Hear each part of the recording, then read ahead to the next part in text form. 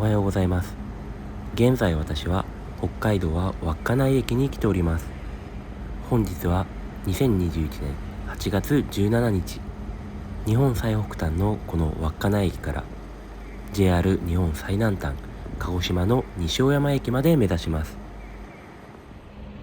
そして鹿児島の西尾山駅へ着いた後は南の終着駅枕崎駅まで行ってみたいと思います。今回の旅では青春18切符を使って移動していきます。基本的には JR の普通列車、場合によってはフェリーや観光列車、第三セクターなども利用する予定です。まずは本日利用する青春18切符をここ稚内駅で購入します。稚内駅構内はこのような感じになっております。というわけで1枚目の青春18切符を窓口で購入しました。料金は 12,050 円になります。本日は10時28分稚内発の電車に乗る予定ですが、電車が来るまでホームの中に入ることはできません。駅の外から看板などを眺めております。ここから枕崎駅まではおよそ3000キロ。長く楽しい旅になりそうです。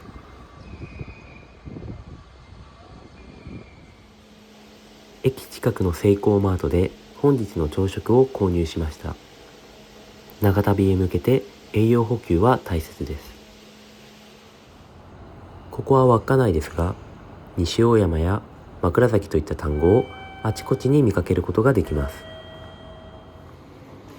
というわけで入場の時間が近づいてまいりました。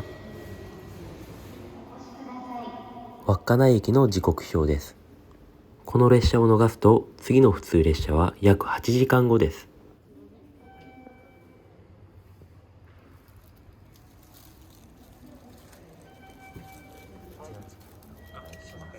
はい、どうぞ。ありがとうございま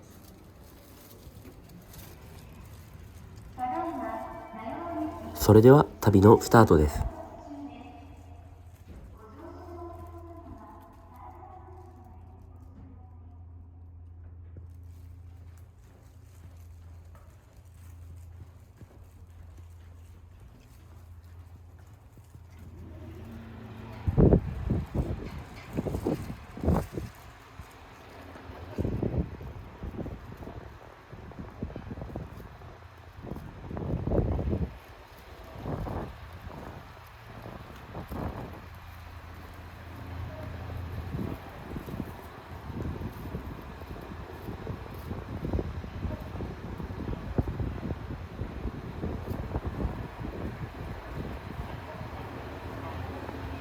こちらが本日乗る列車になります。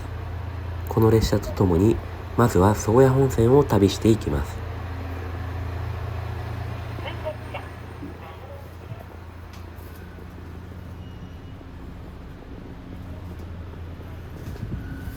席選びも結構重要です。とりあえず左側の車窓を眺めることができるこちらの席にしました。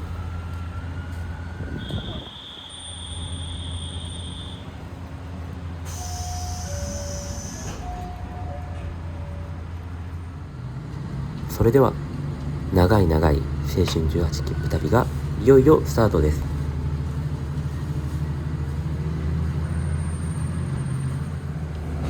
南稚内から抜海の間の区間です。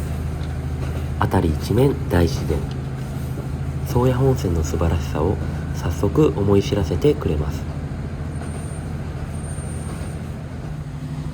南稚内から抜海は駅間が10キロ以上もあり13分ほどかかります。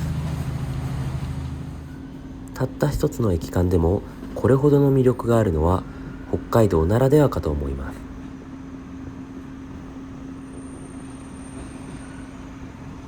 観光列車かと思うほどのとても素晴らしい絶景です。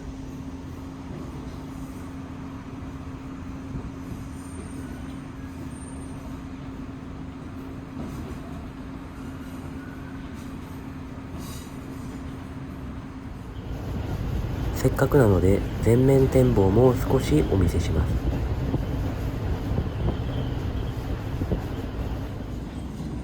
というわけで抜海駅が見えてまいりました。秘境駅ランキングでも常に上位にいる駅です。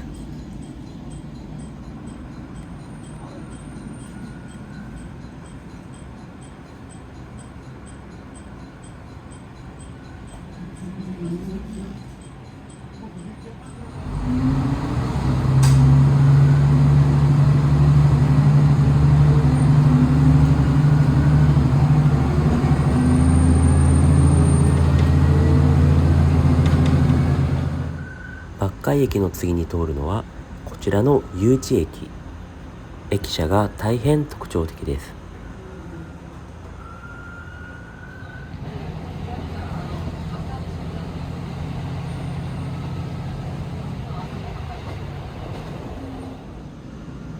続いて紹介しますのは下沼駅。こちらは先ほどの抜海駅よりも秘境駅と言われております。このように可愛らしい駅舎が特徴的です。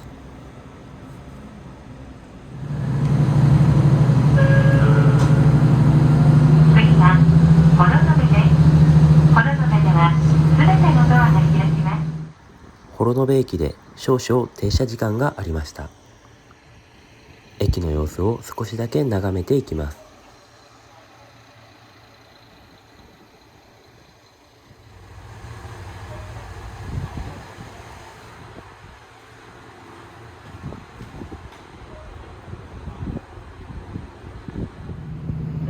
南幌延の方ではこのように可愛い牛たちも眺めることができました。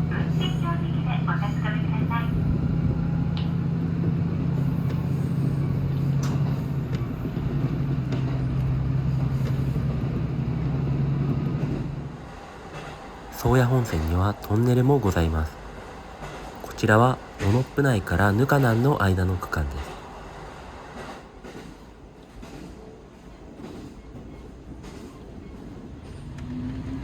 川も見えてまいりました。もう少しで全国屈指の秘境駅ぬかなん駅が見えてきます。さてこちらがぬかなん駅です。秘境駅すぎて逆に人がいるという面白さです。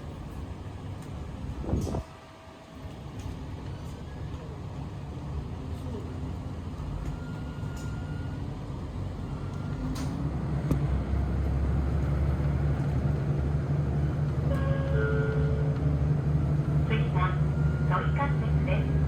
運賃は運賃表示機でお確かめください。見渡す限り緑しかございません。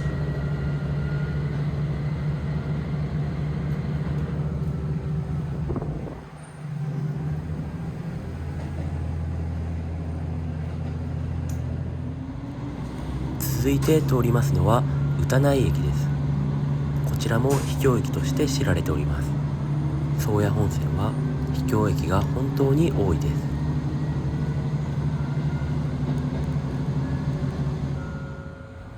こちらの千北駅の駅舎も個人的には結構好きなので動画に入れさせていただきました。釣り線の知らないようご用意ください。お客様に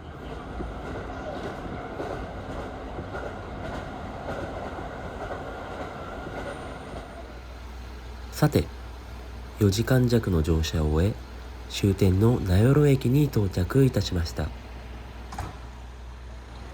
25分後に旭川駅の列車が出発します。名寄駅の周りを少しだけ散策してみたいと思います。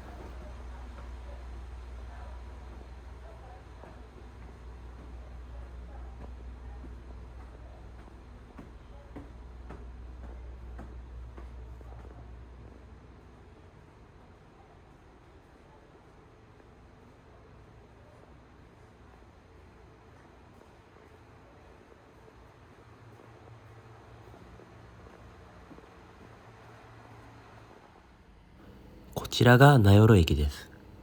色合いがとても美しいです。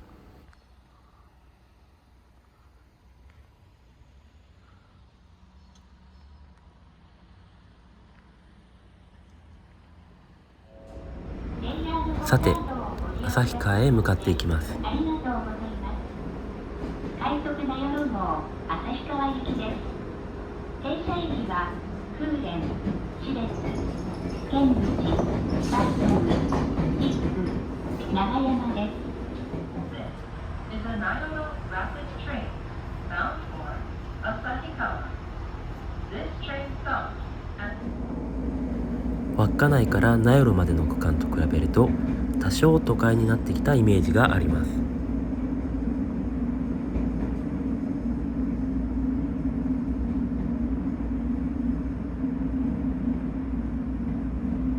こちらは名前がかわいいピップ駅です。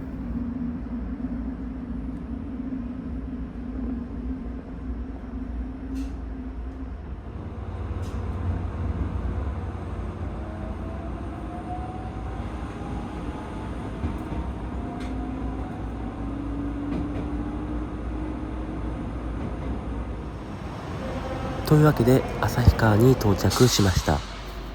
少し時間があるので駅の外まで出て行ってみたいと思います。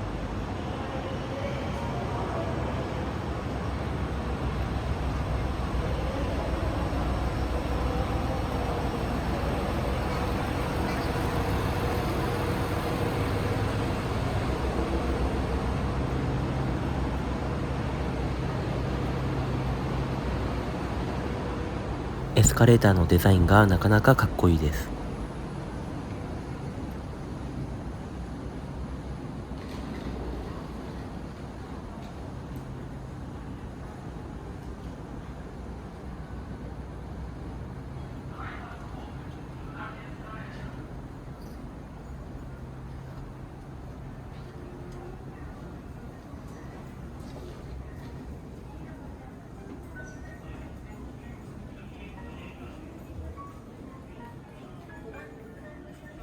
次は17時37分発の列車に乗っていきたいと思います。旭川駅は新幹線駅でありませんが、かなり大きいです。駅の周りもこのように広々としております。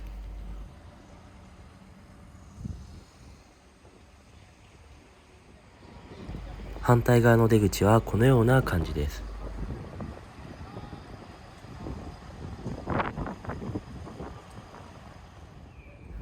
というわけでホームの方へ戻っていきたいと思います。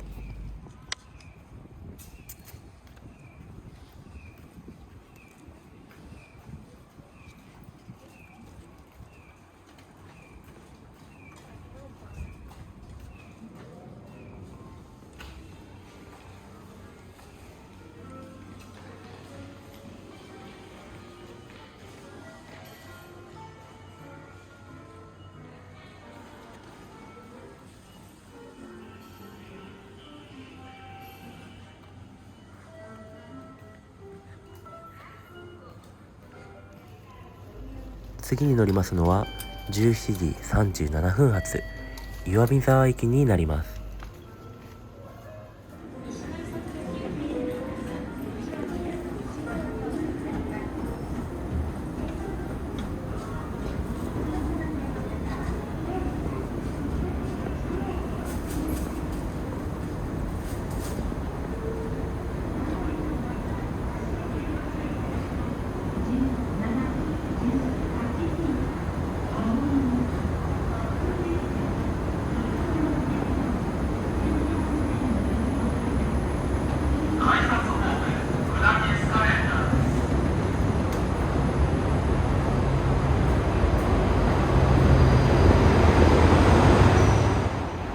次いつ食料が買えるかわからないので旭川で購入しておきました。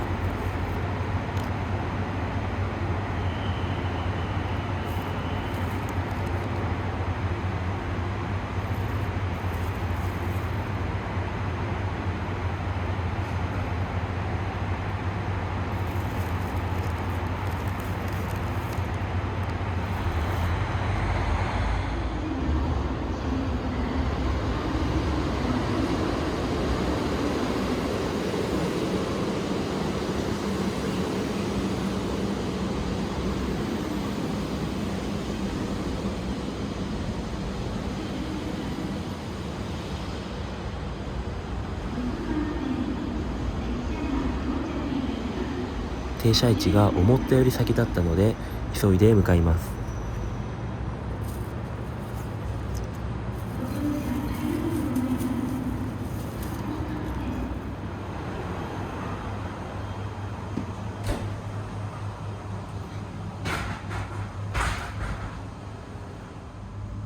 それでは岩見沢へ向けて出発します。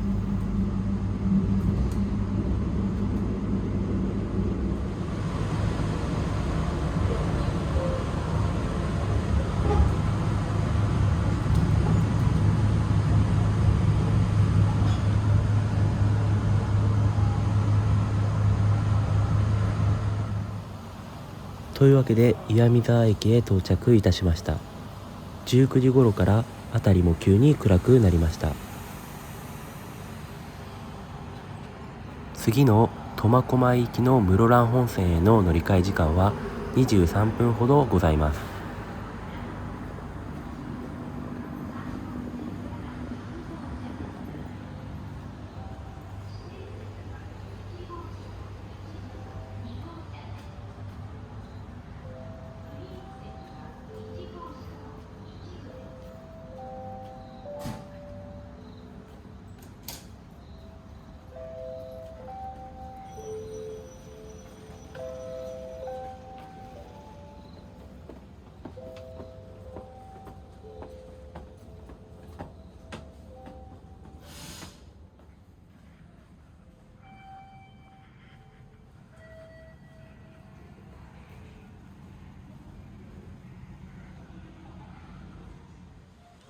暗くて分かりづらいですが、岩見沢駅の様子です。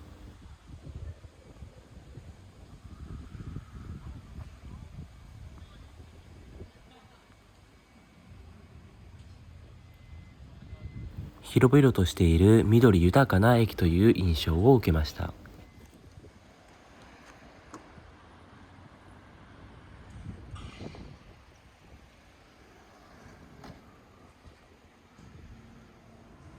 さて、駅へ戻ってまいりました。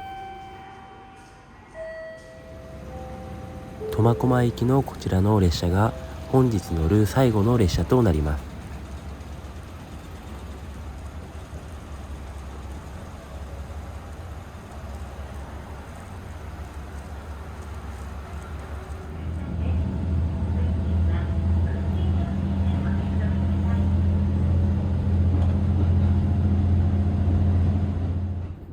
というわけで、あっという間に苫小牧駅に到着しました。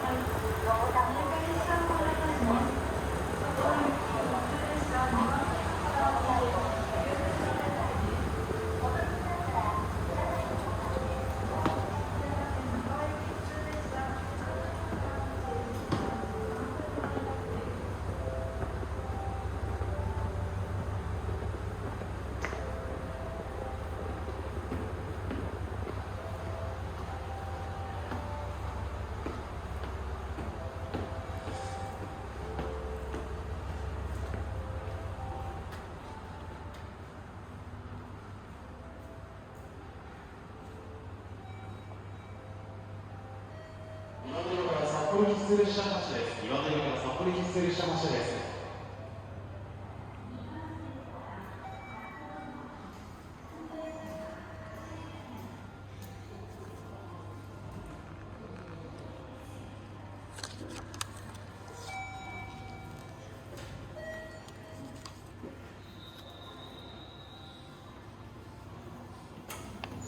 18切符です。はい、どうぞありがとうございました。さて本日ですが、苫小牧で旅の終わりではありません。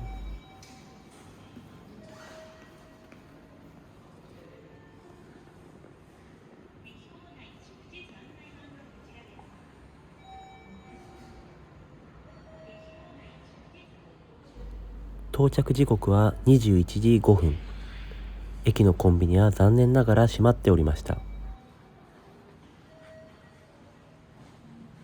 本日はここ苫小牧から夜行便のフェリーに乗って青森まで向かっていきたいと思います。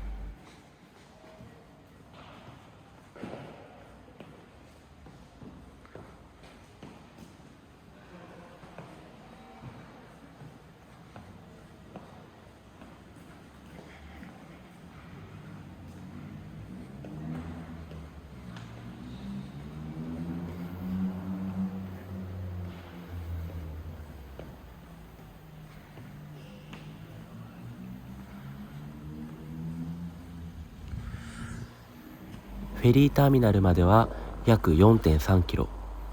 この時間になるとバスも出ておりません。タクシーを使わず歩いて向かいたいと思います。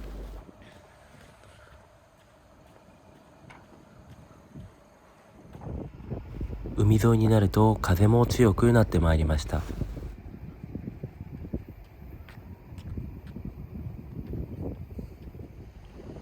というわけで苫小牧フェリーターミナルに到着です。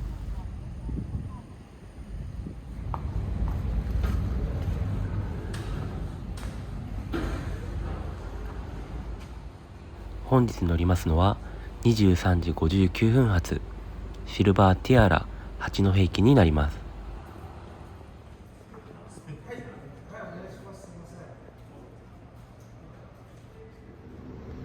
乗船券を手に入れました。2等席ですと5000円ほどで乗船できます。宿代が浮くことも考えるとなかなかお得かと思います。それではフェリーへ乗っていきます。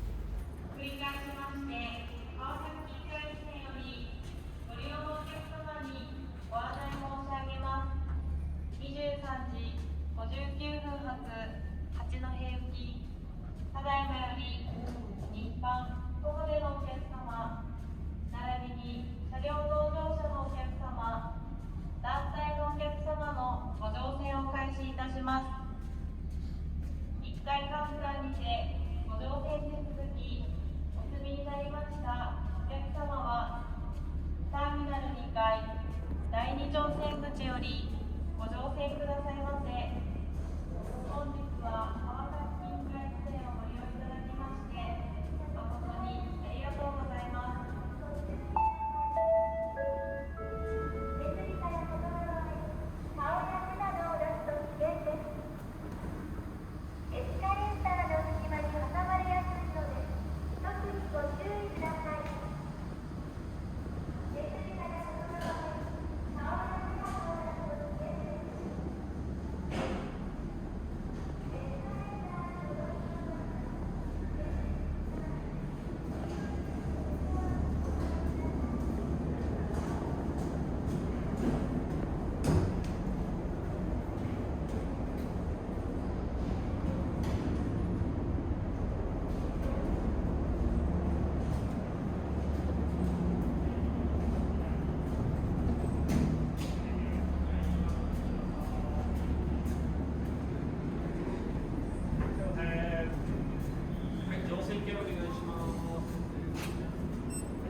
テレビ焼きの通路左に回ってください。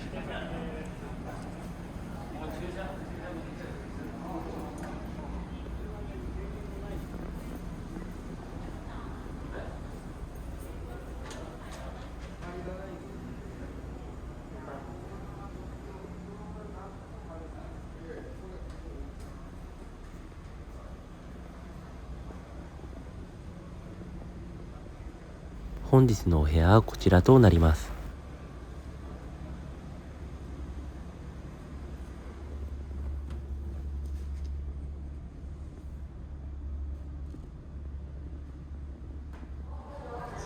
船内はだいぶ広々としており、お湯にもゆっくり浸かれそうです。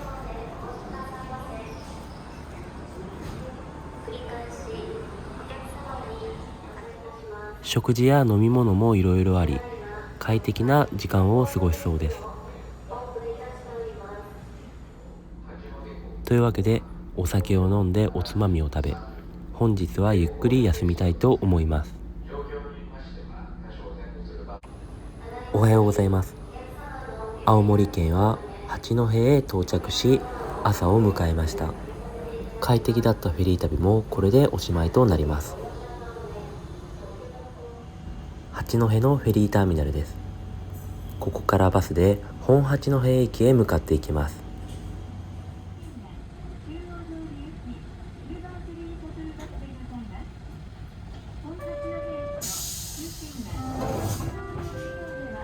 発車しま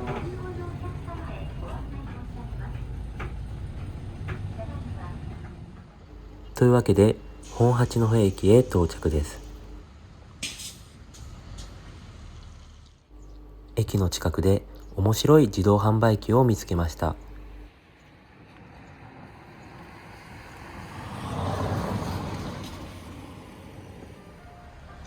平日の朝9時頃の様子です。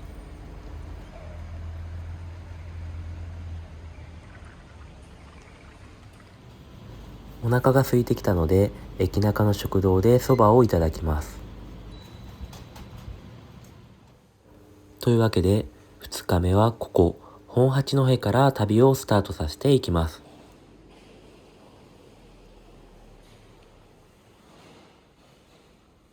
いません、18切符なんですけど、去年ついてない。まだですね。はい、ありがとうございます。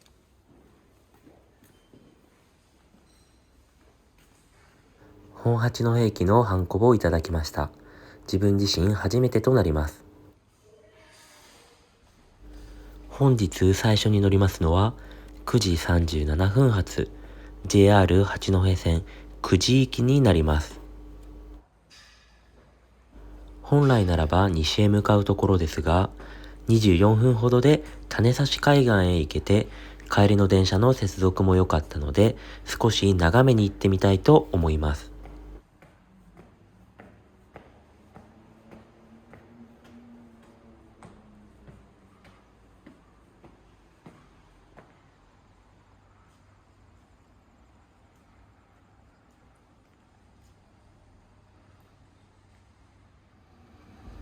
というわけで列車の到着です。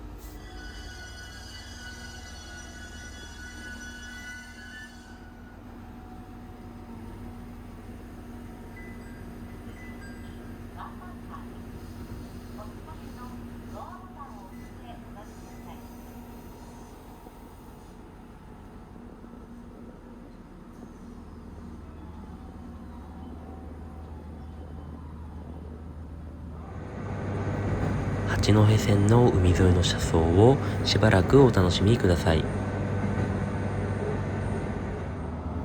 天気はあいにくの曇りですが、それでも美しいです。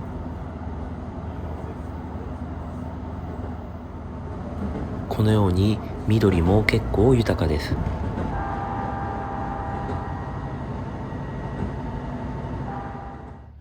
というわけで種差海岸駅へ到着いたしました。ここから海岸の方まで歩いて向かって行ってみたいと思います。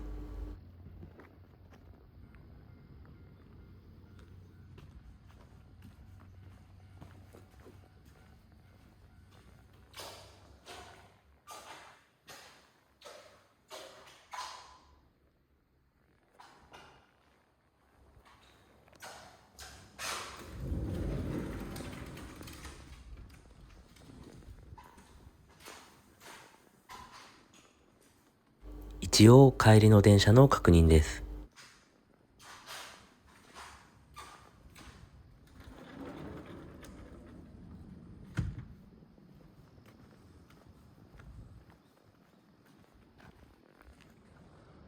駅舎もなかなか素敵です。海岸の方へ到着いたしました。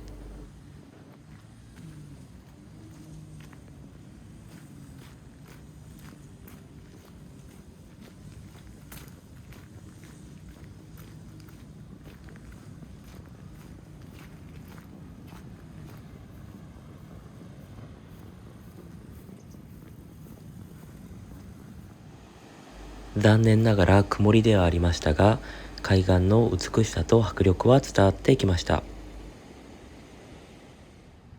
というわけで少しの滞在でありましたが、八戸方面へ戻りたいと思います。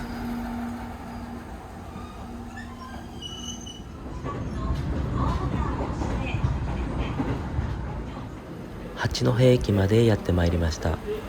ここから青い森鉄道へ乗り換えます。乗り換え時間はわずか4分です。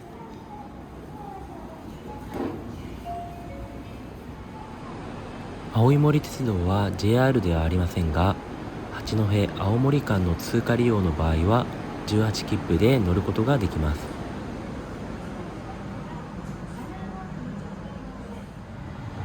八戸から青森までは約90分です。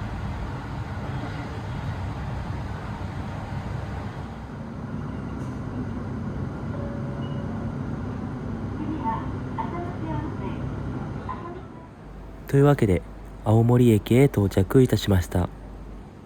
ここでは少し滞在し、昼食に海鮮なども食べていきたいと思っております。12時37分に到着しましたが、次は14時1分の列車に乗る予定のため、80分ほど滞在できる計算になります。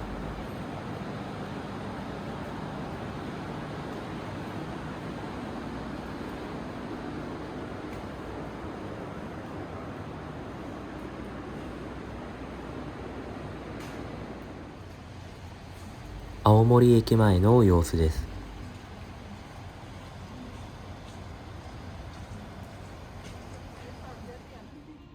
本日のお昼ご飯です。無事海鮮にありつくことができました。時間が少し余ったので駅の近くを散策してみます。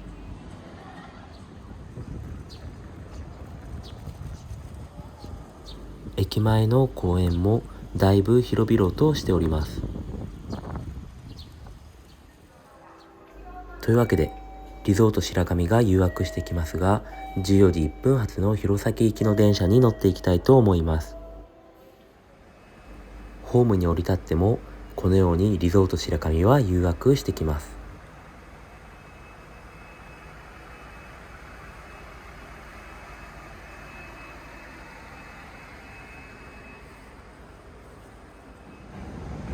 というわけで弘前方面へ出発です。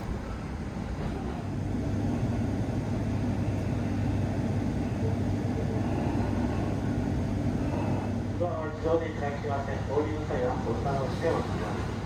取り入れ口側です。というわけで弘前駅へ到着です。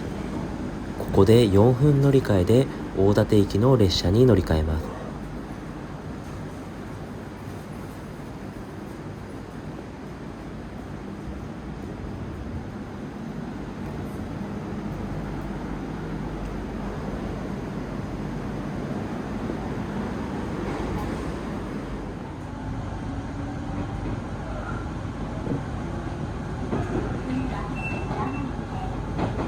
楽しいです。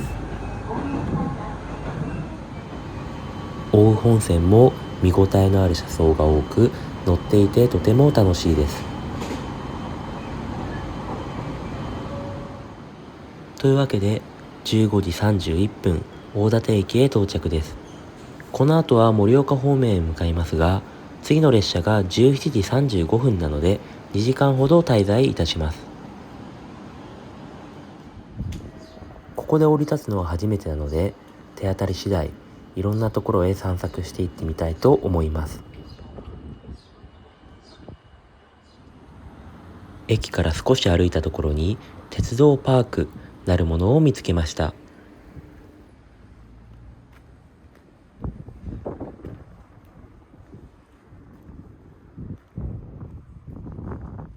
手漕ぎトロッコ乗り場と書かれております。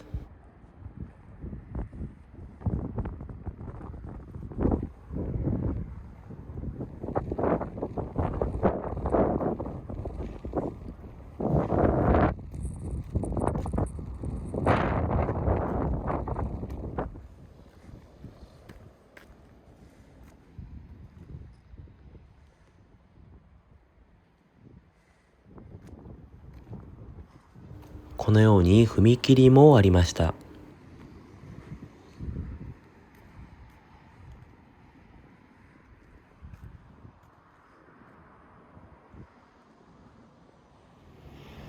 秋田だからでしょうか、街中の信号は面白い形をしておりました。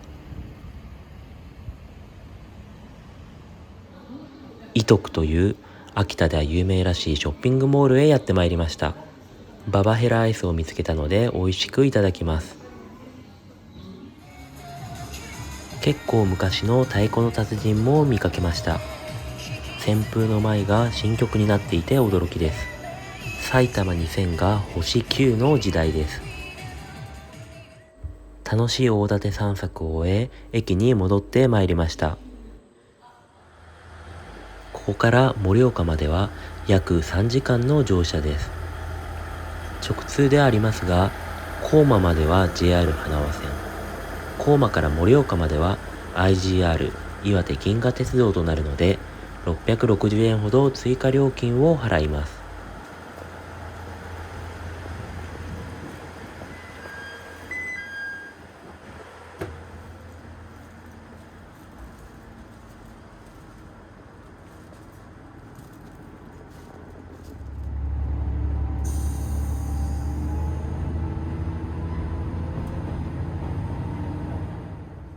先ほどのショッピングモールで購入した1日分の野菜をここでいただきます。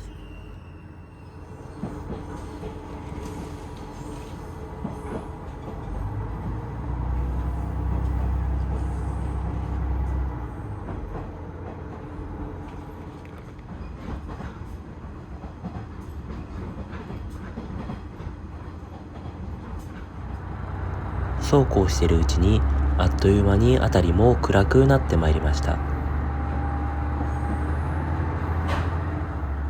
こちらが例の高馬です。ここから先は IGR となります。20時38分、終点の盛岡へ到着です。盛岡で2日目の旅は終了です。駅の近くで盛岡らしい夜ご飯を食べれたらなと思っております。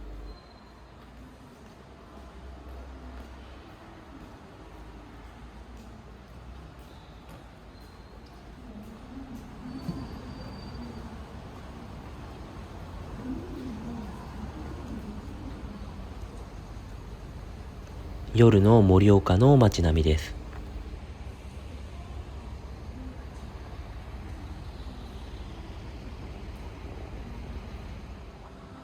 本日の夕食はここ清楼閣、美味しい冷麺をいただきたいと思います。とても美味しそうな冷麺がやってきました。こちらを食べて本日もゆっくり休みたいと思います。おはようございます。3日目の朝がやってまいりました。本日はここ盛岡駅から出発していきます。早速3日目のハンコをもらいに行きます。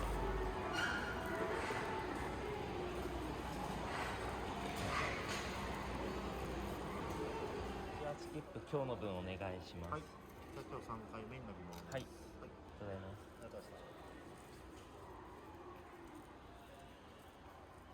す。8月19日、盛岡駅のハンコをいただきました。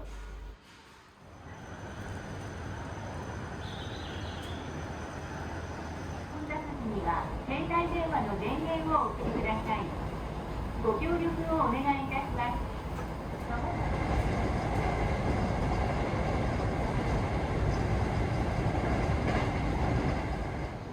す。最初の乗り換え地点である一ノ関へ到着です。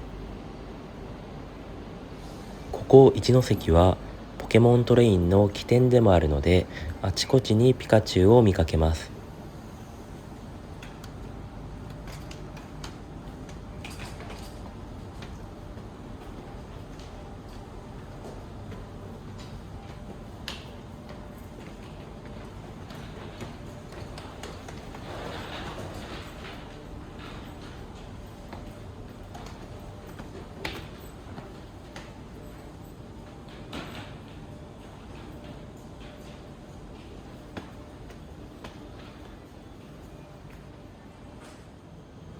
少し時間があるので岩手ビールでも買っていきます。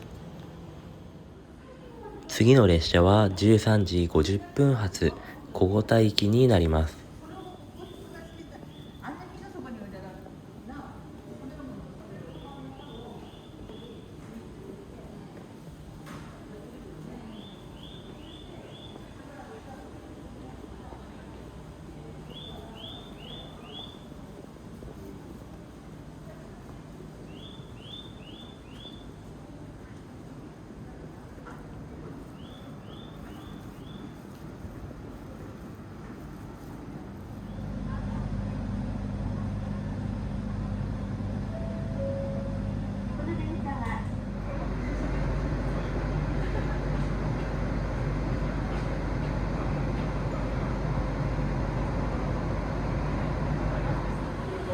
47分の乗車を終え小五田駅に到着です。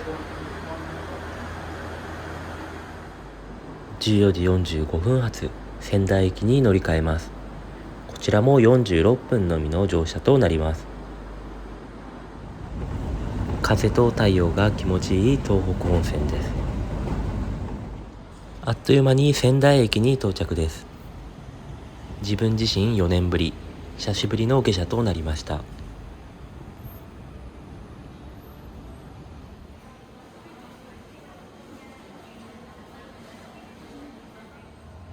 ずんだシェイクを購入。仙台に来ると毎回飲んでいます。次に乗りますのは16時ちょうど発仙山線山形駅です。こちらの乗車時間は1時間19分です。こ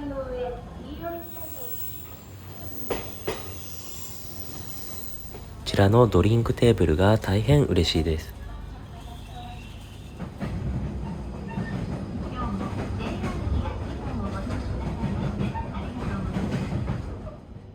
国見駅を通過します。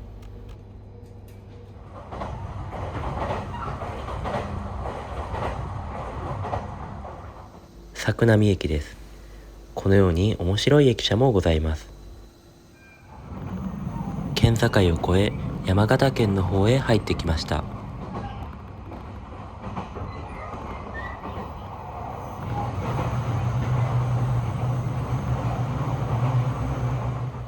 さて、あっという間に山形駅へ到着です。山形駅は今年で開業120周年とのことです。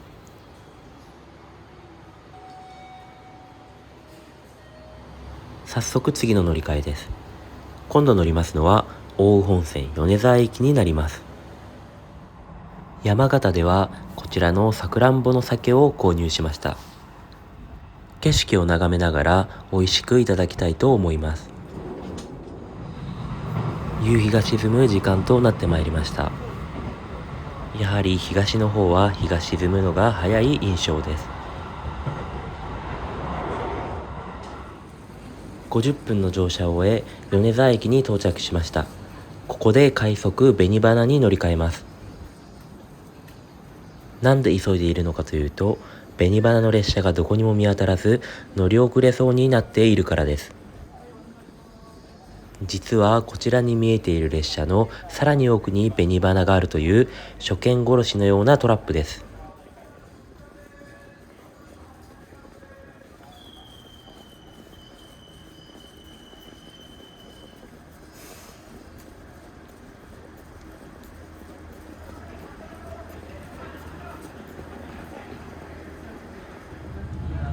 無事ギリギリで乗車することができました。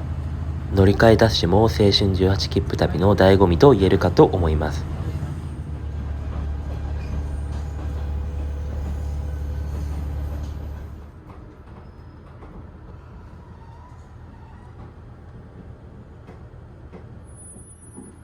20時57分、新潟の新発田駅へ到着です。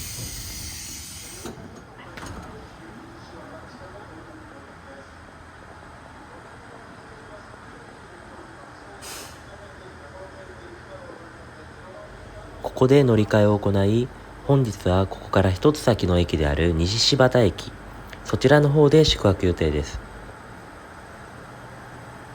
自分自身、新発田では約1年ぶりの下車となりました。次に乗りますのは21時10分発長岡行き。3分で西新発へ到着します。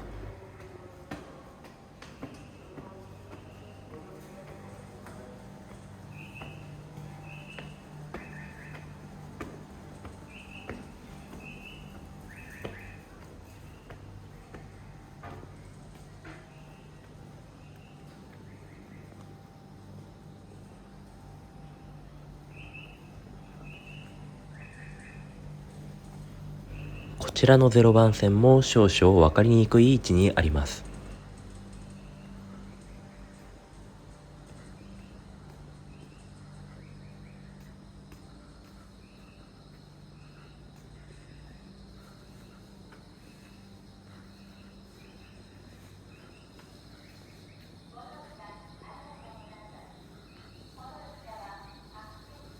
白新線普通列車長岡行きです。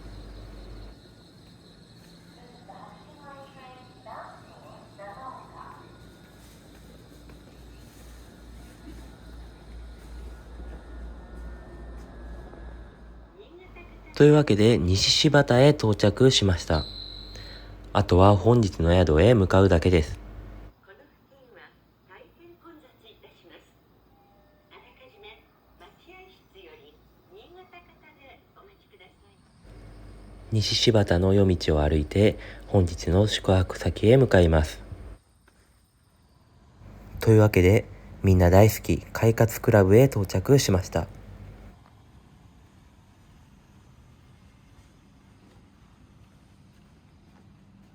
料金はこのような感じです。本日はこちらの個室でゆっくり休みたいと思います。おはようございます。ただいまの時刻は9時ちょうど。本日も旅を始めていきたいと思います。本日は4日目。ここ西新発駅は無人駅なので、ハンコは別の駅で押してもらうことになります。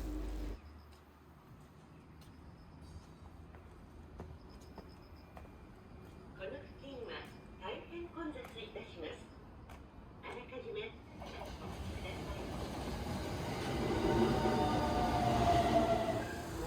さい。早速新潟駅へ到着しました。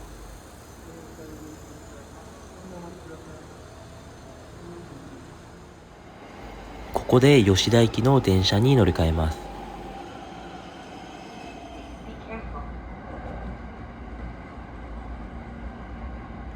ご乗車くださいましてありがとうございます。はい。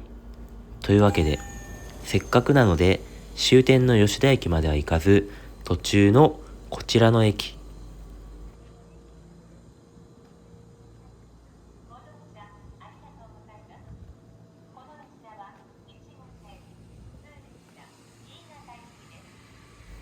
内野駅で下車してみました。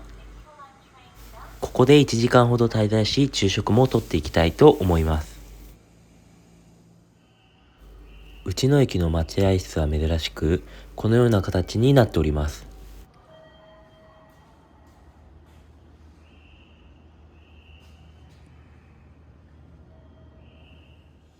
最初に下車することとなった友人駅であるこの内野駅でハンコを押してもらいたいと思います。18切符印鑑お願いしたいんですけど、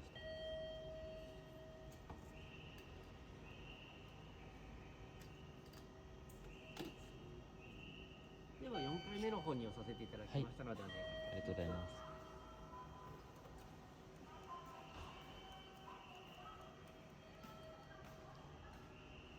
というわけで本日8月20日分のハンコを内野駅にていただきました。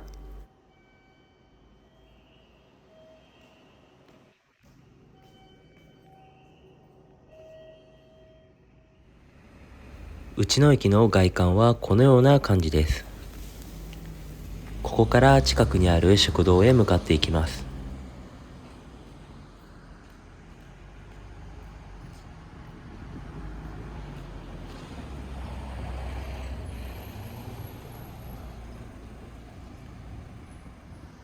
本日はこちらの食堂で昼食をとっていきます。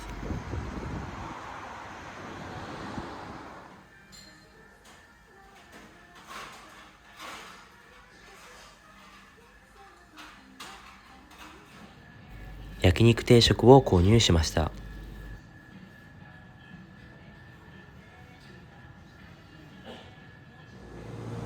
駅に戻ってまいりました。ここから日本海に沿って南下していきます。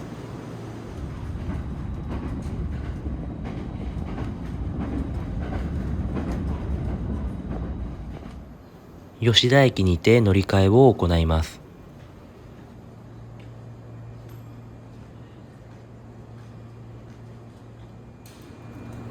珍しく手で開け閉めするタイプのドアでした。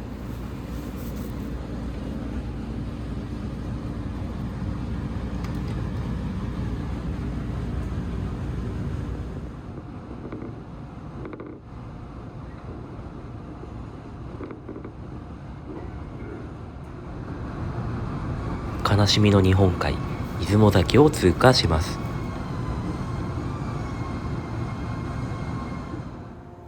柏崎へ到着です。越後線はここまでで、ここからは信越本線に乗り換えます。信越本線にて直江津方面へ向かいます。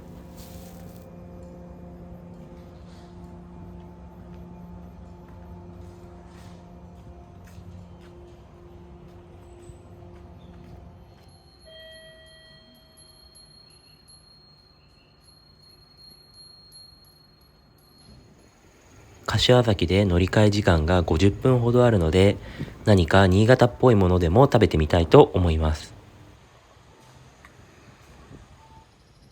桃太郎アイスを手に入れました。桃太郎なのにリンゴ果汁でできており、味はいちご味というスーパーアイスです。直江津方面の電車がやってまいりました。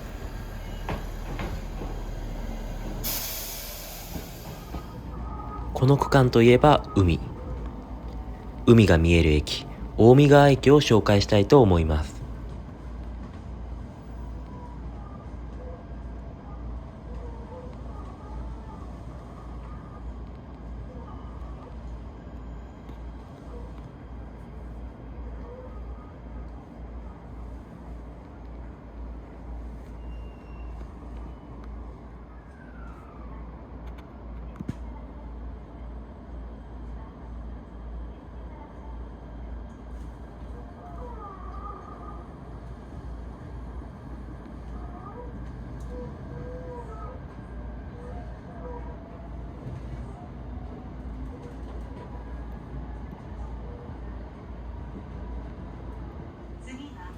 あっという間に直江津駅へ到着です。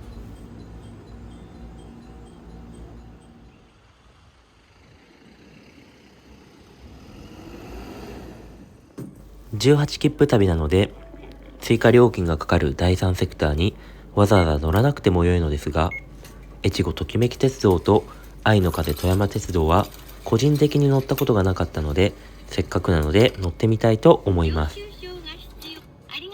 筒石駅で降りてみたいので、とりあえずそこまでの切符を購入しました。今回も乗る列車を探すのに少し苦労いたしました。このずっと先に日本海翡翠ラインがあるようです。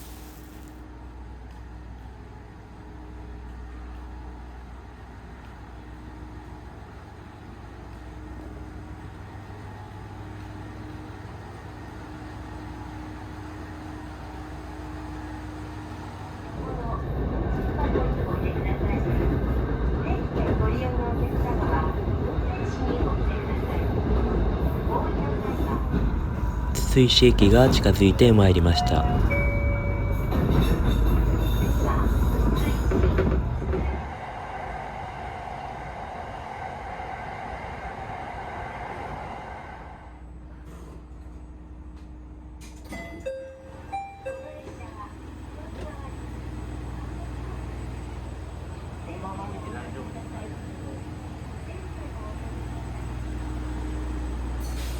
全国屈指のモグラ駅、筒石駅に到着です。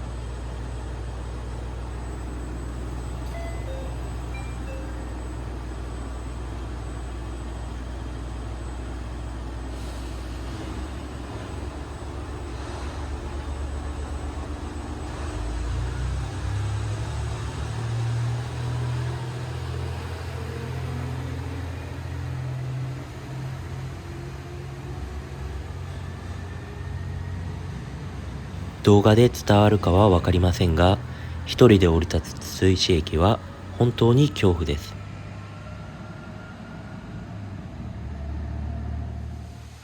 せっかく一人なので、筒石駅を思う存分探索したいと思います。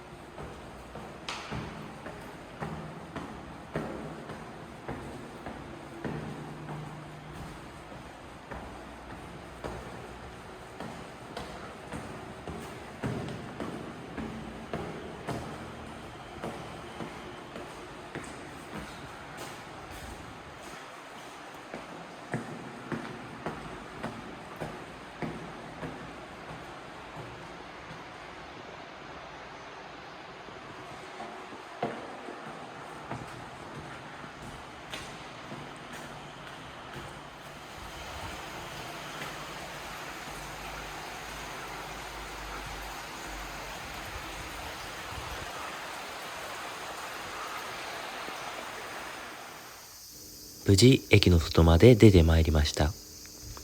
特にすることはありません。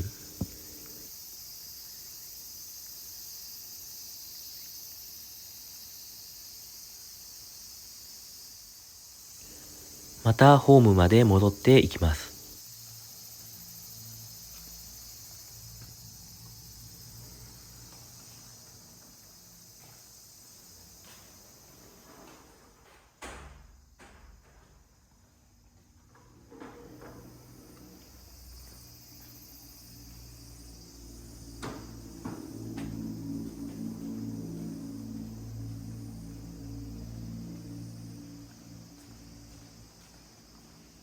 筒石駅は初めて来ましたが、土合駅ととても似ており、個人的にびっくりしました。帰りの電車のお時間です。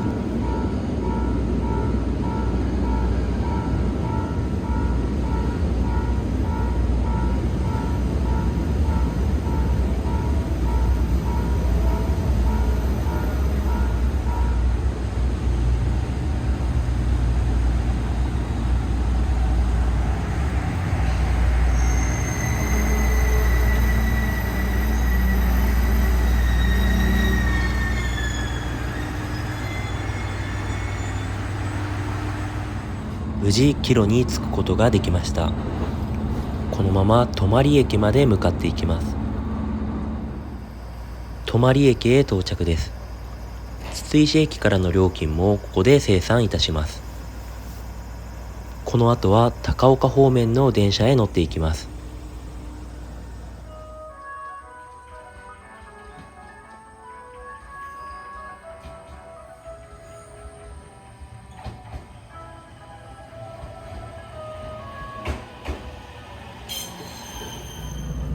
直江津から高岡まで合計3000円ほど料金がかかりました。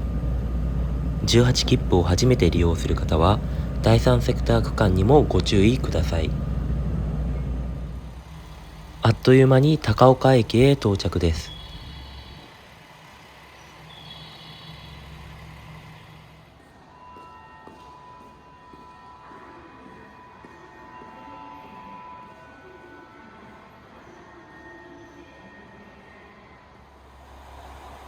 高岡駅にて氷見線に乗り換えます。本日の最終目的地は氷見線の越中中川駅になります。越中中川駅に到着です。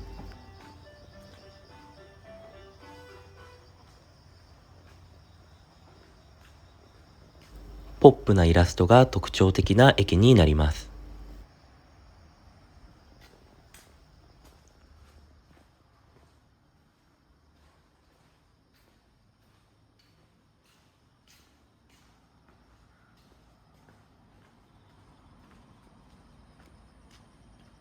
ただいまの時刻は20時30分。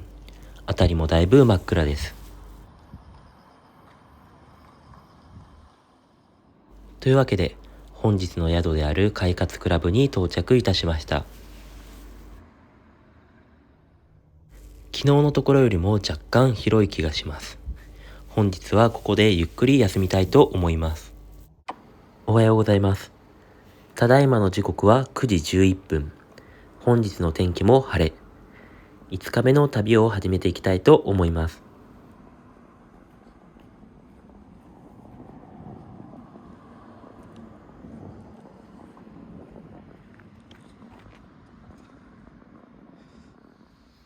本日の旅のスタート地点、越中中川駅に到着です。昨晩来た時とはだいぶ雰囲気が違います。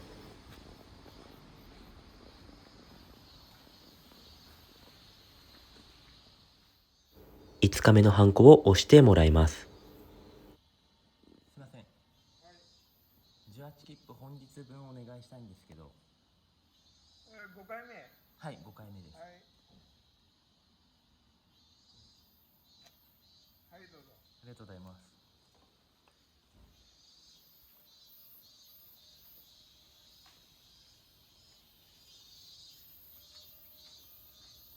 す。さて、本日分のハンコを押してもらいましたが、印字がブレてしまっているようです。そうこうしているうちに JR 氷見線氷見行きの列車が到着します。忍者服部くん列車のようです。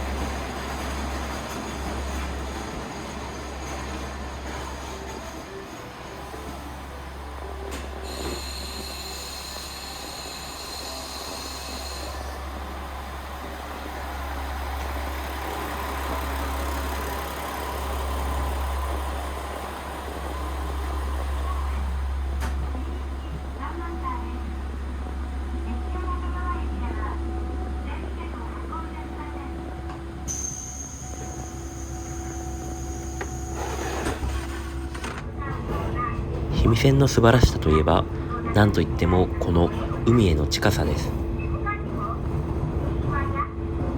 まるで海の上を走っているかのような感覚になります。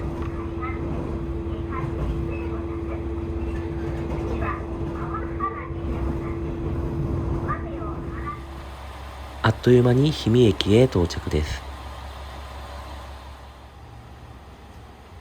氷見駅にて先ほどの18切符のハンコを修正していただきました。それでは折り返し氷見線にて高岡駅まで向かいます。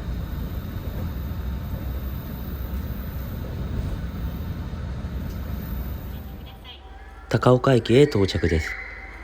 ここから金沢駅まで向かいますが、この区間も第3セクターになるので840円の切符を買います。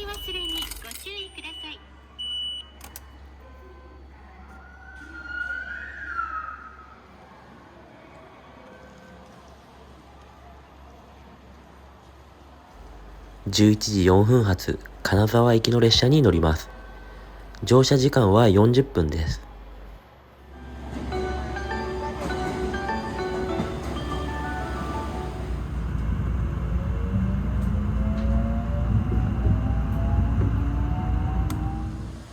あっという間に金沢駅へ到着です。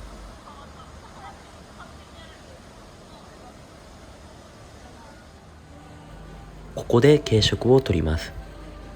府のお店へやってきました。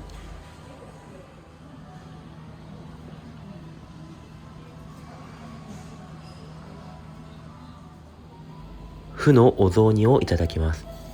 とても美味しそうです。さて、この後は12時28分発 JR 北陸本線福井行きの列車に乗車します。1時間31分の乗車です。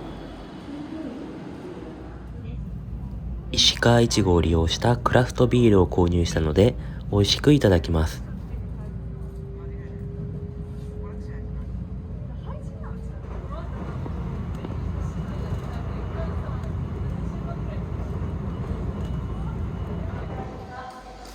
福福井駅へ到着です。福井駅近辺の様子です。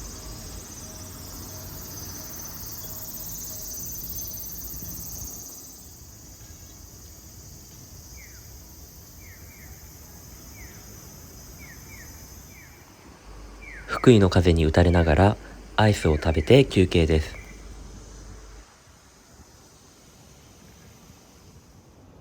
さて、次に乗りますのは長浜行きの列車です。長浜駅までは行かず、途中の近江塩津駅で下車する予定です。近江塩津へ到着です。ここで降りたのには理由があります。この後の湖西線に頭から乗るためです。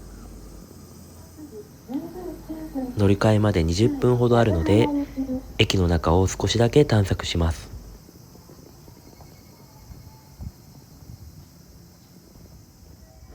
初めて来る駅はやはりいろいろと歩いてみたくなるものです。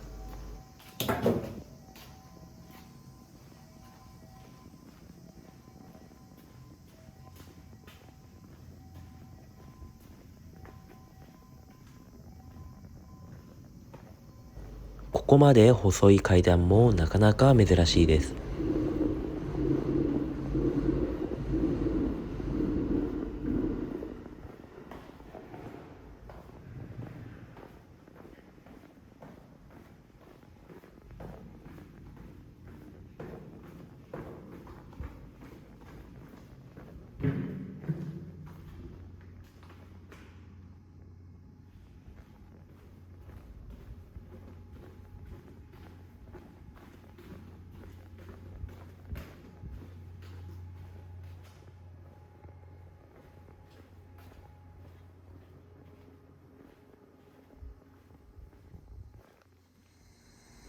駅舎はこのような感じになっておりました。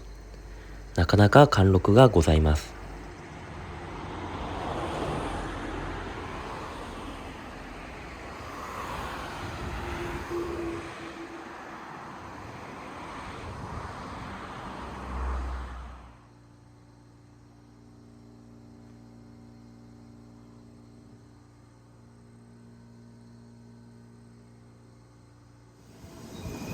JR 湖西線新快速網干行きがやってきました。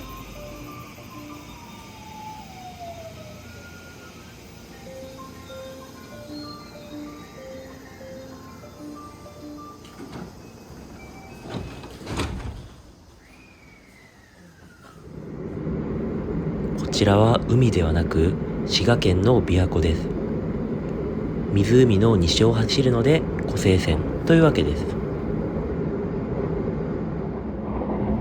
このように琵琶湖にだいぶ近いエリアもありました。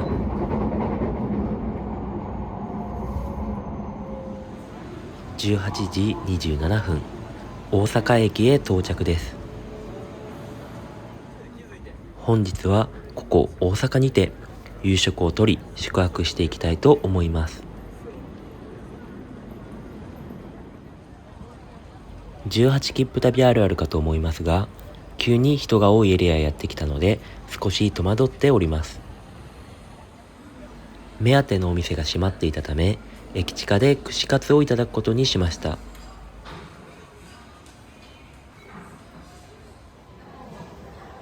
ついでにたこ焼きもいただきます。塩だれがとても美味しそうです。ご飯を食べた後は宿へ向かいます。本日はゲストハウスへ宿泊します。というわけで本日の宿へ到着です。今日はここでゆっくり休み、また明日からの旅に備えたいと思います。おはようございます。6日目の朝を迎えました。本日も無事晴れの天気です。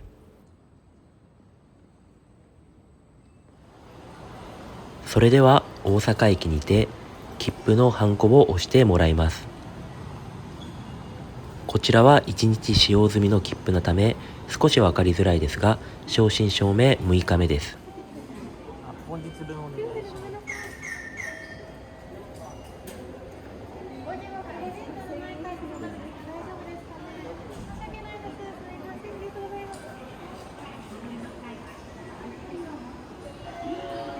少しバタバタしましたが、無事6日目8月22日分のハンコを押してもらいました。本日最初の列車は9時55分発紀州路快速です。和歌山方面へ向かいます。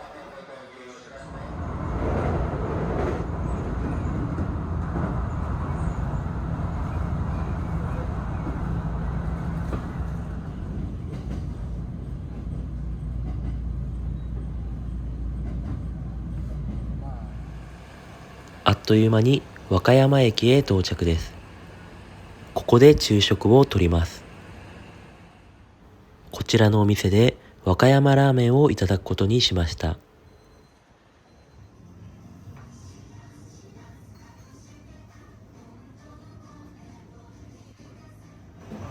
とても美味しそうな醤油ラーメンがやってきました。一瞬で平らげそうです。ラーメンを食べただけですが、また大阪方面へ戻りたいと思います。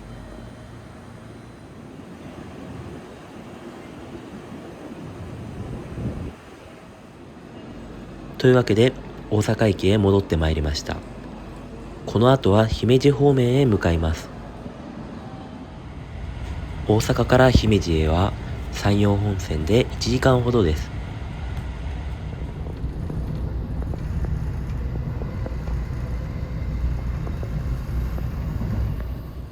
姫路駅へ到着です。この後すぐに相生方面へ向かうのですが、姫路城を見るためだけに少し出てきました。姫路駅のすぐ前からこのように姫路城を眺めることができます。今度来た時はゆっくり行ってみたいです。18切符御用達、播州赤穂行きの列車です。20分で相生駅へ到着です。この後は岡山方面へ向かいます。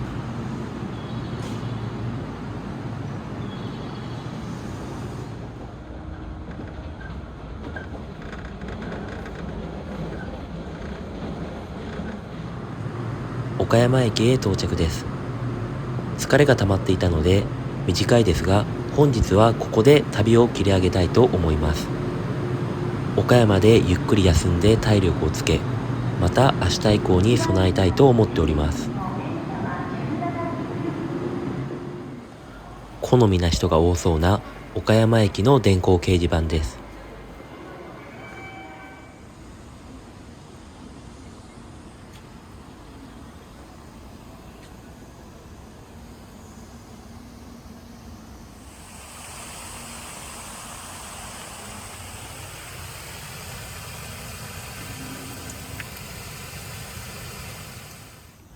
本日は良さげなホテルが安くで取れたので、そこへ宿泊したいと思います。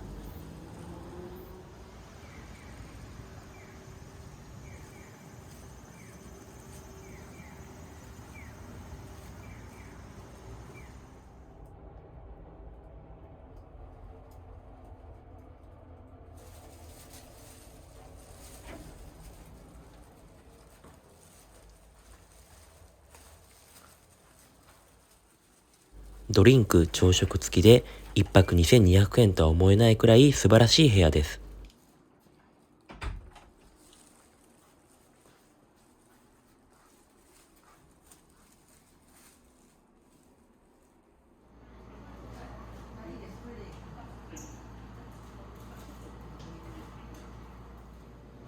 お酒もだいぶ安くで売っておりました。近くにあったお好み焼き屋さんにやってまいりました。こちらを食べて今日はゆっくり休みたいと思います。おはようございます。18切符旅7日目。本日は岡山駅からの出発になります。さて、本日も窓口でハンコをもらっていきます。すいません。18切符本日分お願いします。ただいま。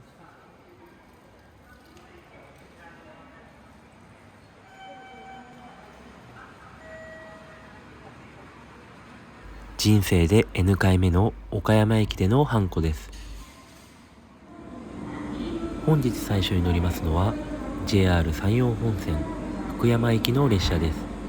10時7分発、1時間の乗車です。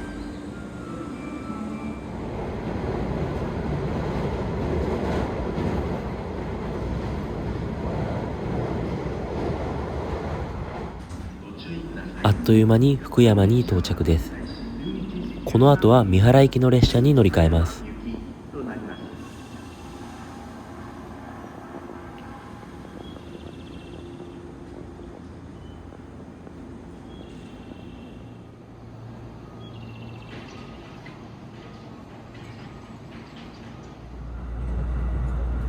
三原までは33分の乗車です。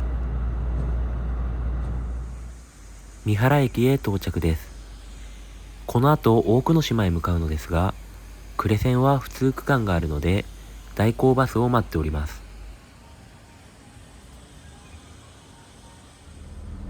代行バスがやってきました。こちらで忠野海駅まで向かいます。JR 区間が普通になっての代行バスなので、こちらのバスも18切符で乗ることができます。忠野海駅へ到着です。ここから歩いてすぐのフェリーターミナルへ向かいます。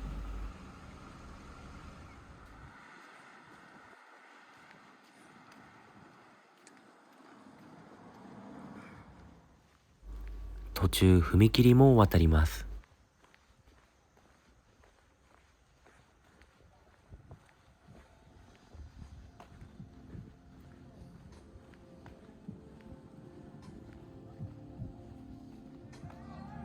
大久野島へ行くフェリーの乗船券とうさぎのご飯を購入しました。フェリーは片道360円です。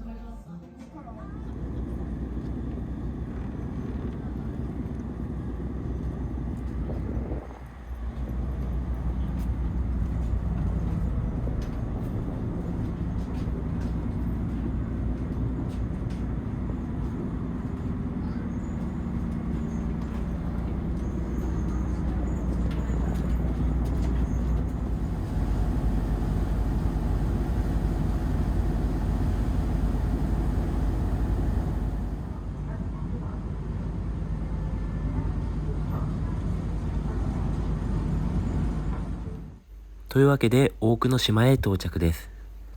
島へは2時間ほど滞在いたします。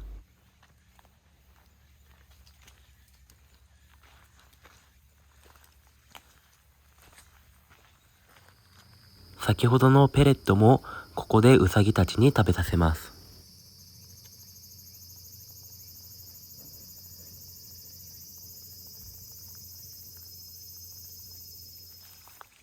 木の根っこでチモシーを食べている子ウサギもいました。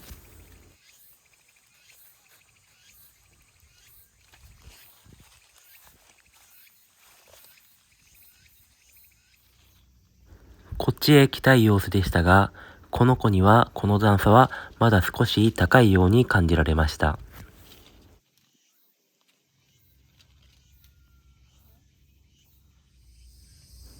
大久野島には旅館やプール、キャンプ場などもあります。葉っぱを食べる様子も寝転ぶ様子も可愛いです。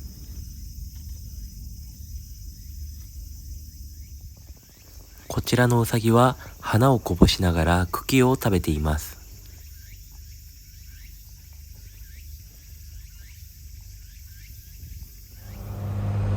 大久野島での滞在を終え、三原駅まで戻っていきます。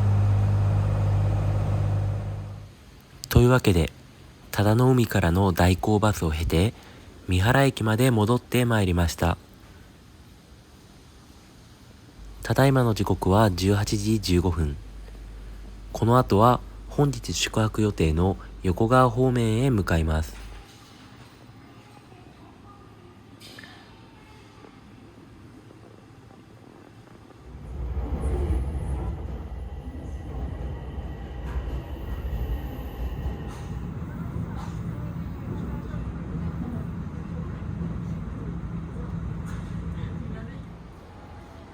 というわけで横川駅へ到着いたしました。本日もゆっくり休んで、また明日からの旅に備えたいと思います。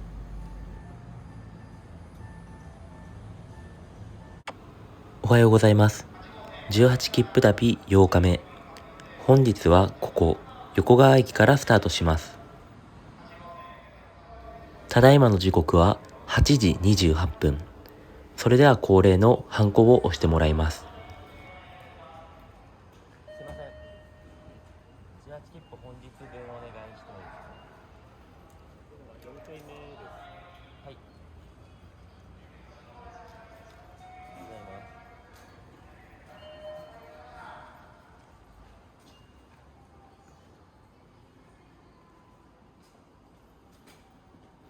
横川駅にて8月24日分をいただきました。本日最初に乗りますのは山陽本線岩国行きになります。岩国までは45分間の短い乗車です。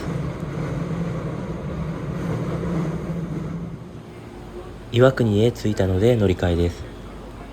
9時35分発下関行きとなっておりますが、またしても不通区間があり、途中の湖東駅から朝駅までは代行バスでの移動となります。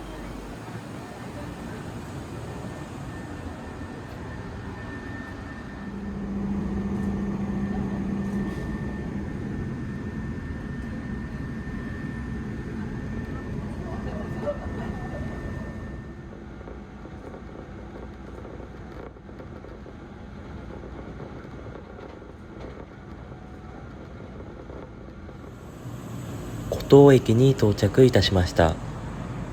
ここで代行バスに乗り換え、朝駅まで向かいます。下車するのが初めての駅なので、少々興味もあります。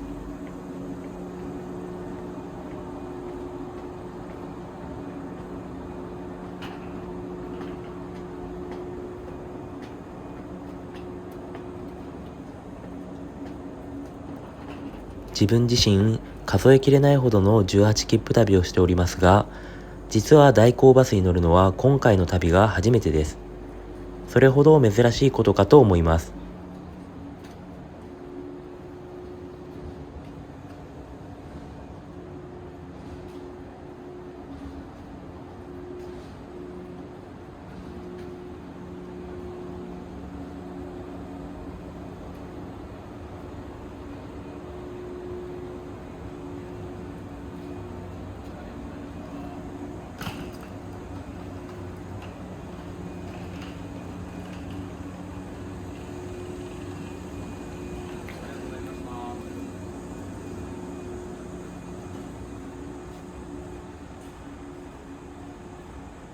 わかりやすくバスへの案内もありました。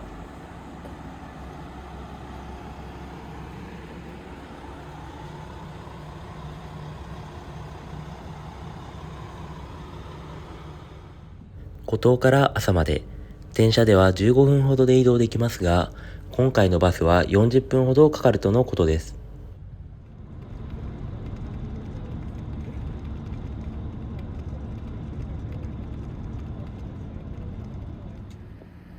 朝駅へ到着いたしました。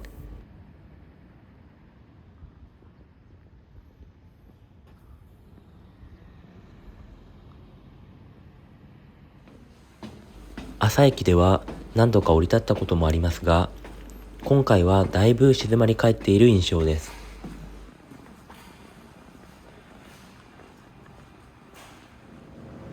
このまま下関駅まで向かいます。下関まで33分。山陽本線にしては短い乗車です。下関へ到着です。この後の小倉行きの電車とは1分乗り換えなので、早速次の電車に乗り換えていきます。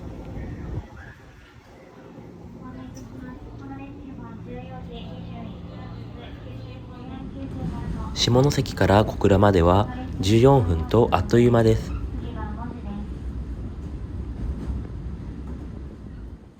さて、小倉駅へ到着です。このまま14時44分発、JR 鹿児島本線鳥栖行きの電車に乗り換えます。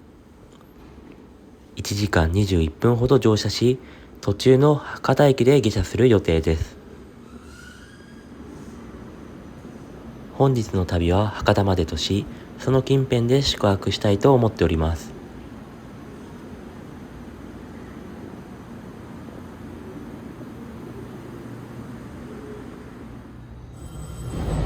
一番前の席を確保することができました。ご乗車ありがとうございます。スペースワールドに着きます。降り口は右側です。開くドアと足元にご注意ください。ふと思ったのですが、福岡でスペースワールド駅の近くに住んでいる人は、どこ住んでるのと聞かれた際、スペースワールドと答えるのか気になります。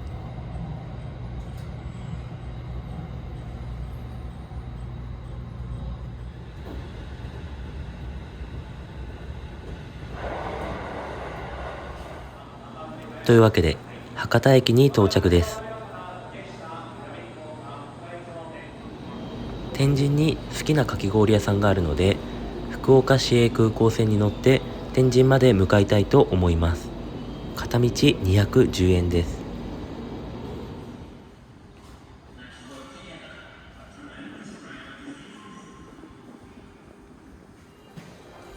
わずか5分で天神駅に到着です。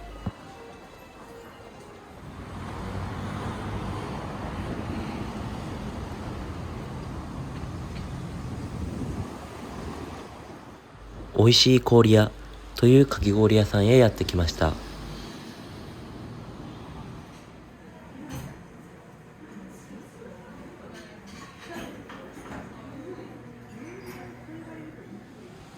本日は天神にて宿泊し、また明日からの旅を楽しみたいと思います。おはようございます。18切符旅9日目。福岡は天神にて朝を迎えました。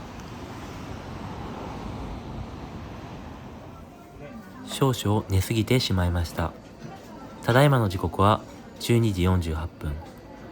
旅の前に本日は朝食をとります。とりあえずここ天神駅から博多駅まで向かいます。博多駅へ到着です。それでは本日分の18切符のハンコを押してもらいます。本日分押してもらいたいんですけど。5回目ですね。はい。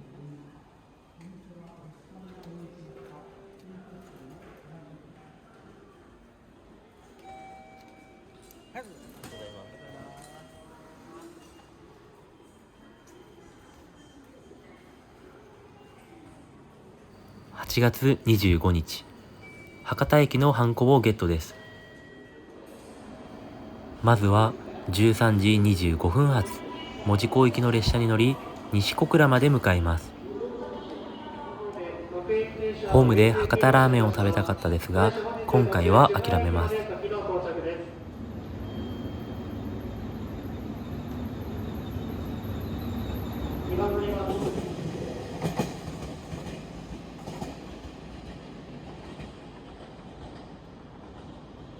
あっという間に西小倉に到着です。ここからは約1時間後の日豊本線中津行きに乗り換えます。中津行きの列車がやってまいりました。1時間3分かけて中津駅まで向かいます。中津駅へ到着です。お次はこの後すぐの宇佐行きの列車に乗り換えます。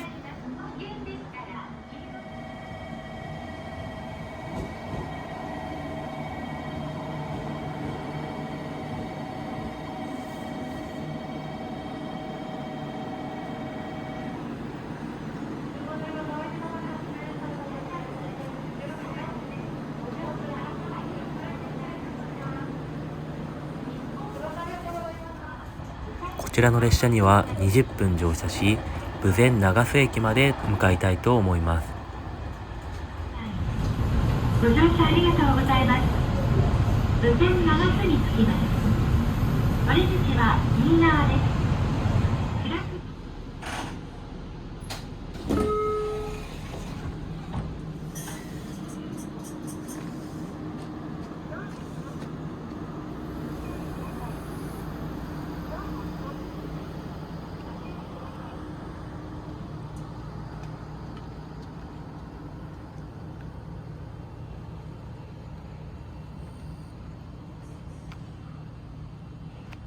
豊前長洲に到着です。この後は大分行きの列車を30分ほど待ちます。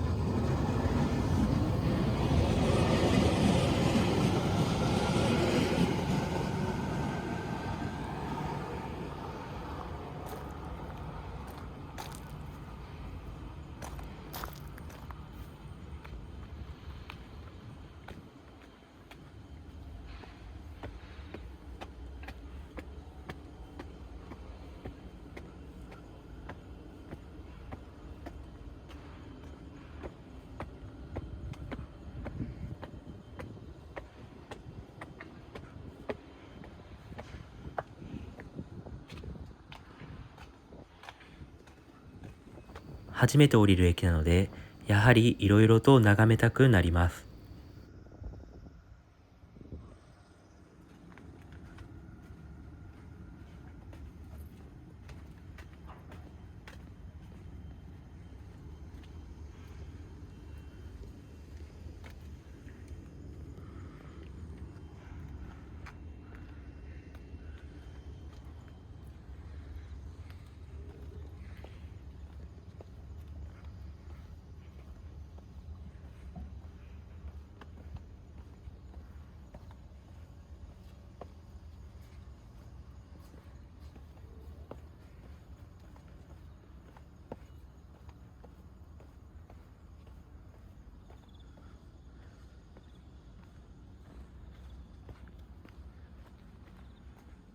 まるで民家のような駅舎です。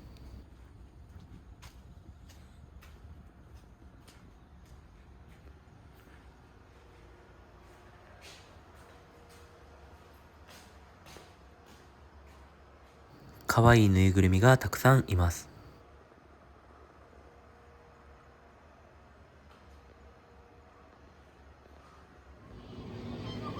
コンビニで九州のソウルフードを見かけました。さて、大分方面へ向かう列車がやってまいりました。辺りも少しずつ暗くなってまいりました。日本本線の景色も南国感があふれていてかなり好きです。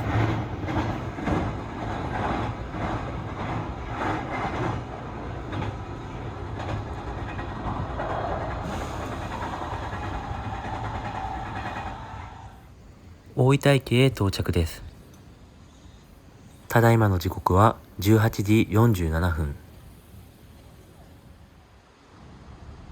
先ほどと反対の出口です。本日の旅はここまでにしたいと思います。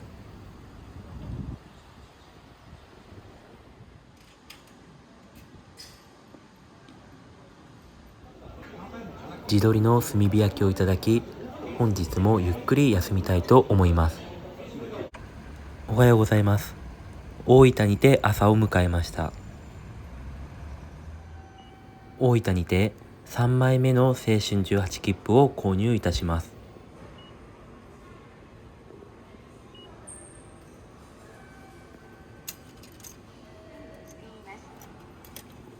カードや切符の取り忘れにご注意ください。発見しています。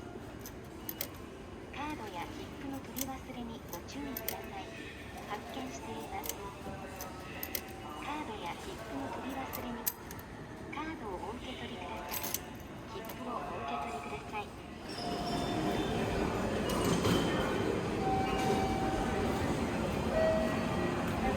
18切符をお願いしたいんですけど。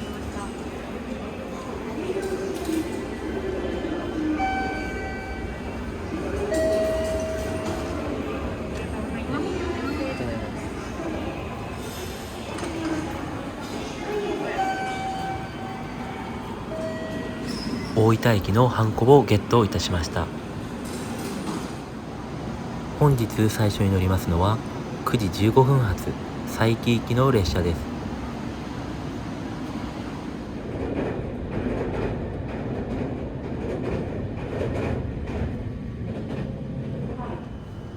佐伯駅へ到着です。ここから延岡方面への普通列車は1日1本朝6時18分のものしかありません。そのため今回はこの区間を特急列車にて通過したいと思います。延岡駅までの特急料金は1970円です。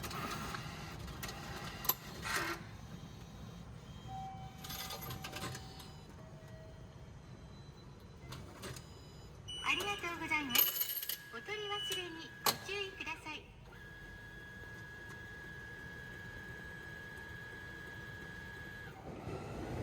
特急日輪シーガイア5号がやってまいりました。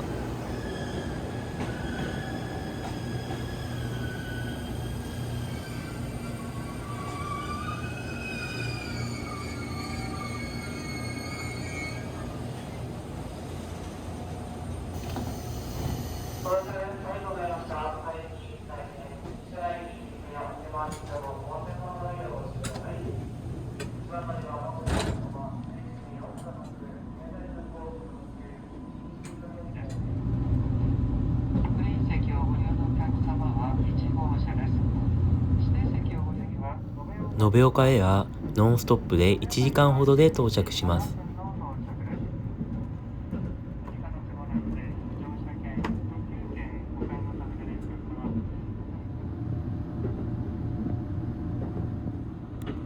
特急日輪があればこちらの宗太郎駅も簡単に越えることができます。延岡駅へ到着です。この後は約30分後の列車で宮崎方面へ向かいます。宮崎駅へ向かう列車の到着です。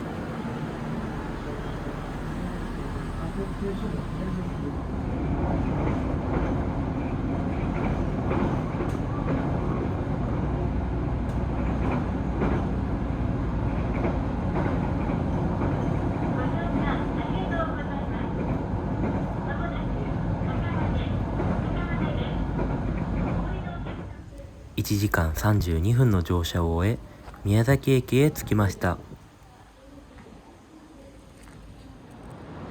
続きましては西都城行きの列車へ乗車します。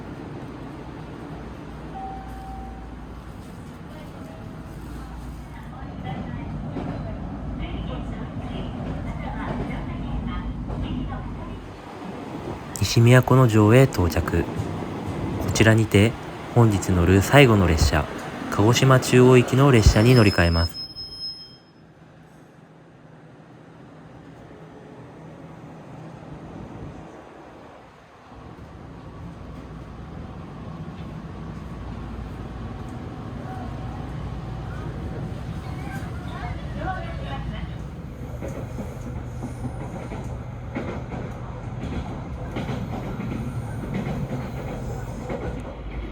このように桜島をしっかり眺めることができます。鹿児島中央駅へ到着です。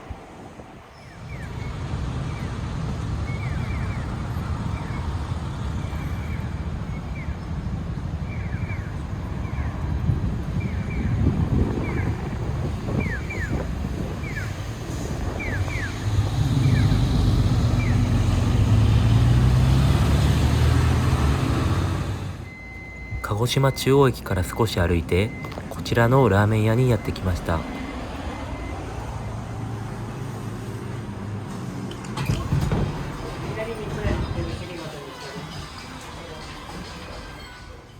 とてつもなく食欲をそそる豚骨ラーメンが出てきました。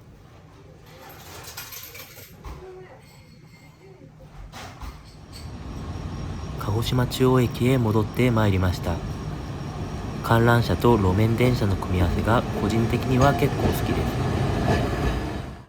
本日宿泊するホテルへやってまいりました。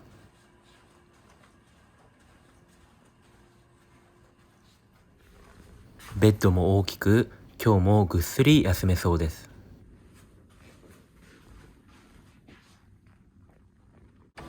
おはようございます。青春18切符旅11日目。本日は鹿児島中央駅からのスタートです。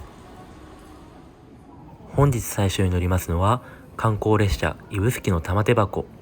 先ほど切符を購入しました。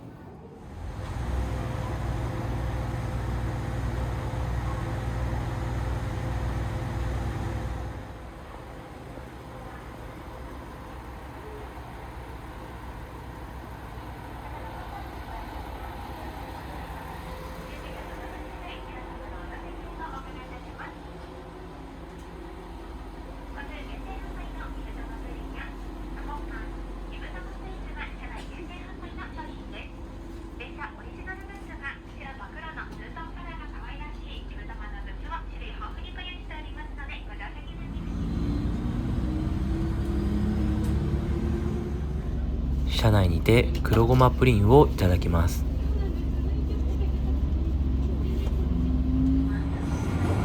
伊布玉からも桜島を眺めることができます。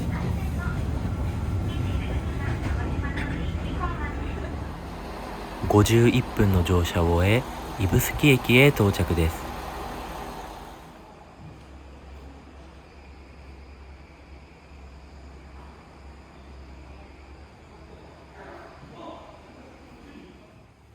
初日の北海道とは全然違う南国の景色が広がります。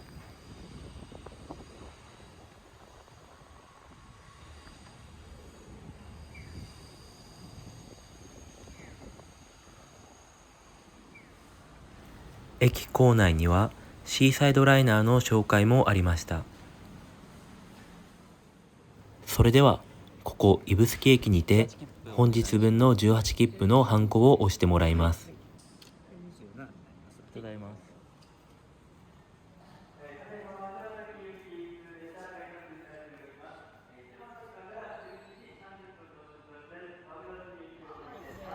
ただいまの時刻は11時30分。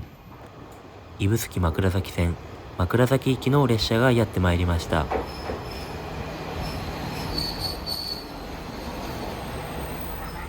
お早めに前の車両にお移りください。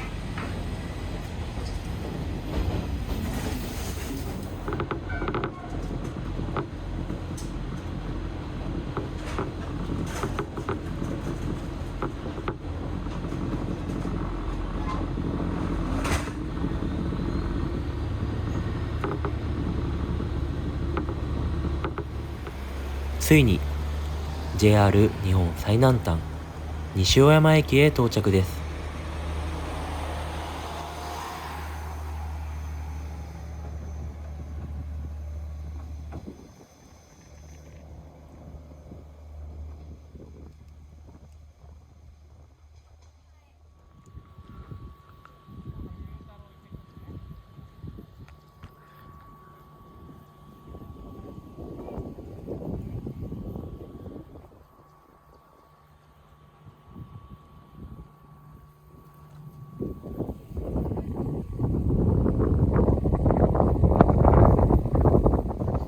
11時54分到着。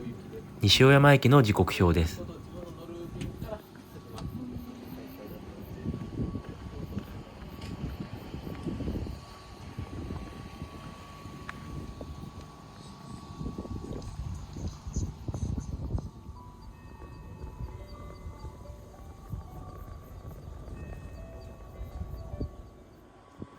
駅の周りはこのようになっております。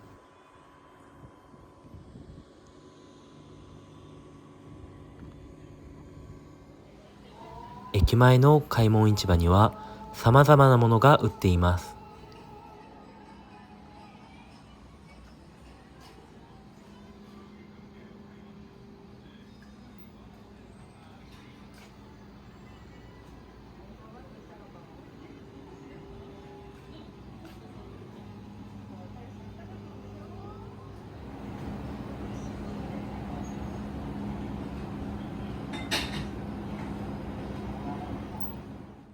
ここでかき氷を購入しました。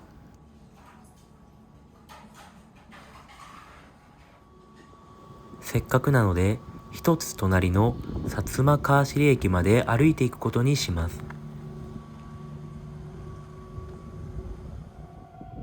薩摩川尻駅にて列車が到着です。こちらで枕崎まで向かいます。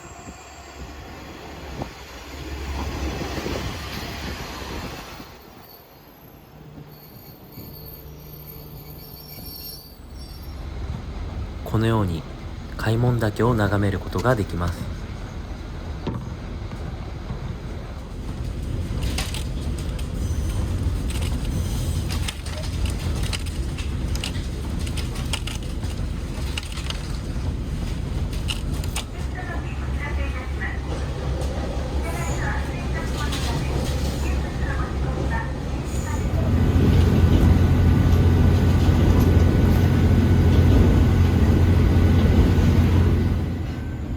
いよいよ南の終着駅枕崎駅が近づいてまいりました。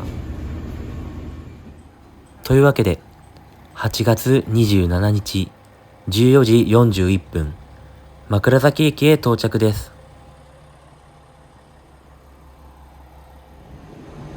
北の稚内から南の枕崎までこの18切符がその苦労を物語っております。